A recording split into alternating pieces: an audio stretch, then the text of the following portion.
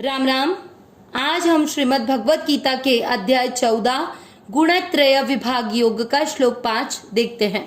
पहला चरण स पूरा त के नीचे हलंत, आधा अक्षर पूरे के साथ सत, त्व आधा त व के साथ त्व, शब्द पूरा होने के बाद अनुस्वार आधा म, सत्वम।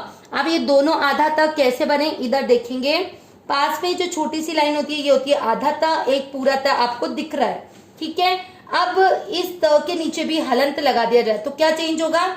ये छोटी सी लाइन आधा त है, ये एक आधा त आपको दिख रहा है, इसलिए दो आधे त बन गए। फिर आगे पढ़ते हैं र और ज, पूरे पूरे र, ज पूरा स के नीचे हलंत, आधा अक्षर पूरे के साथ रजस, तम पूरे पूरे अक्षर दोनों में अ मिक्स करेंगे, तम इति। पहला चरण वापस, सत्वम रजस तम इति। दूसरा चरण गुणा, आ की मात्रा विसर्ग को पढ़ेंगे हा, गुणा हा। प्र, प्र का उच्चारण कैसे करेंगे, प के नीचे हलंत, प आधा और ये वाली मात्रा र पूरा, क्या पढ़ेंगे इसको प्र। क्री, क्री का मतलब हुआ क आधा और नीचे री से ऋषि की मात्रा, इसको पढ़ेंगे क्री। प्रकृति, प्रकृति, स पूरा म आधा, सम, भ पूरा भ में अ मिक्स करेंगे, संभवा, आ की मात्रा विसर्ग को पढ़ेंगे हा, संभवा हा। दूसरा चरण वापस, गुणा प्रकृति संभवा। पहला और दूसरा चरण साथ में, सत्वम रजस तम इति, गुणः प्रकृति संभवा। तीसरा चरण निबद्ध, ध आधा है, ध आधे अक्षर को पूरे के साथ पढ़ेंगे, निबद्ध न, ये आधा न यहाँ इसके साथ पढ़े नन, त पर ई की मात्रा नंती, म पूरा म में अमिक्स करेंगे महाबाहो, म पूरा म में अमिक्स करते हुए बोला महाबाहो। तीसरा चरण वापस, निबध्नन्ति महाबाहो।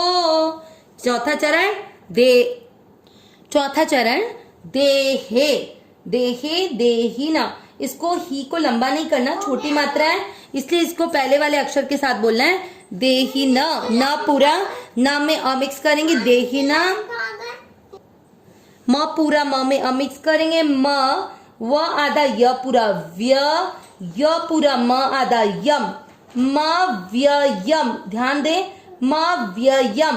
वापस देखिए चौथे चरण, देहि देहि न म व्ययम।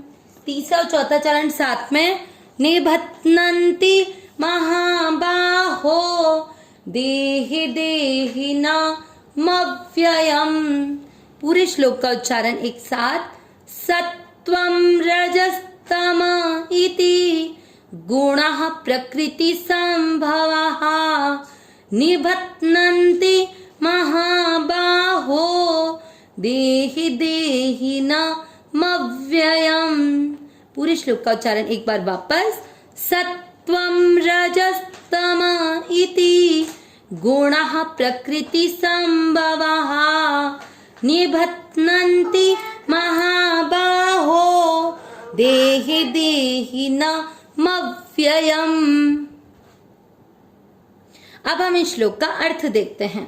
देखिए, सत्वम यानी सत्व, रजस तम इति ये गुणा प्रकृति संभवा, प्रकृति संभवा यानी प्रकृति से उत्पन्न होने वाले ये गुण कौन कौन से, सात्विक, राजसी और तामसी, निबध्नन्ति बांधते हैं, महाबाहु हे महाबाहु, बाहु यानी भुजाएं, जिसके भुजाओं में अत्यंत पराक्रम है, जो पराक्रमशाली है, उस अर्जुन के लिए भगवान ने ये शब्द प्रयुक्त किया है।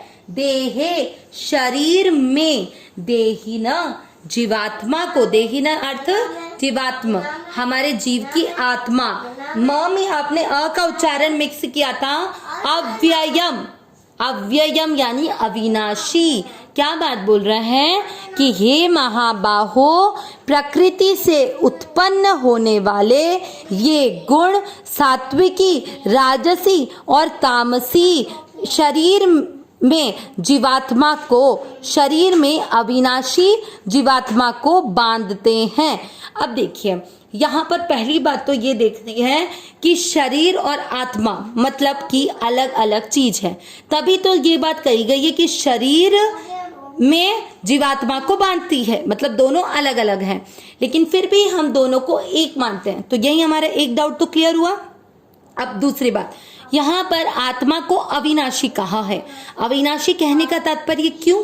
क्योंकि हम परमात्मा के अंश हैं। भगवान ने स्वयं श्रीमद् भगवत गीता के अध्याय 15 के श्लोक 7 में बोला, ममैवांशो जीवलोके, मतलब ये जीव मेरा अंश है, इसलिए ही जीवात्मा अविनाशी बताई गई।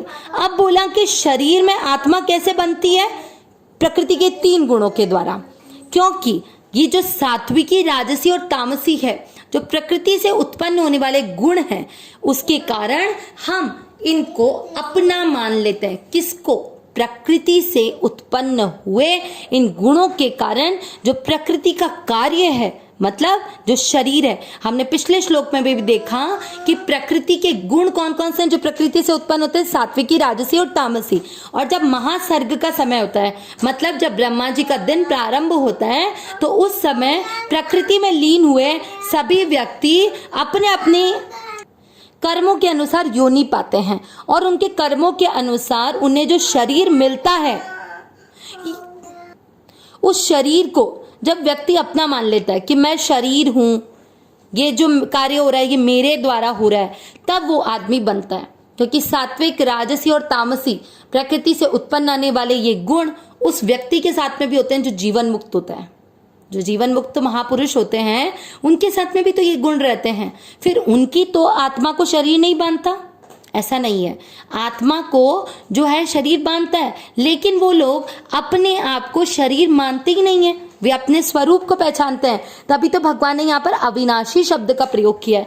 जब हम ये स्वीकार कर लेते हैं कि हम अविनाशी हैं, सहज सुख राशि हैं, तो फिर हम अपने आप ही संसार में दिखने रहे वाले विषय भोगों की तरफ ध्यान ही नहीं देते।